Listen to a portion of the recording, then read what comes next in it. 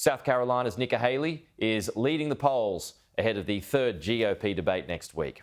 Meanwhile, former Vice President Mike Pence has announced the end of his presidential run. She could be the biggest threat to Donald Trump's frontrunner status. And on Monday, Nikki Haley filed for her presidential candidacy in her home state of South Carolina. If you saw the polls today in Iowa, I am now in second place in Iowa. Got one more fella I got to catch up to. Former President Trump, campaigning in Iowa Sunday, definitely has his eyes on his former UN ambassador. She said it many times, I will never run against that president. He was a great president.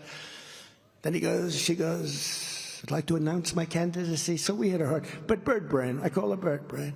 Meanwhile, his vice president called it quits. I came here to say it's become clear to me. This is not my time. Mike Pence is out of the crowded GOP race. The former vice president ending his campaign at the Republican Jewish Coalition Summit, where Republican hopefuls made their policy pitches on Israel. If America does not answer the call, who will? I was also the first candidate to say that we in the United States cannot accept refugees from the Gaza Strip. Meanwhile, President Biden is facing another challenge on the left.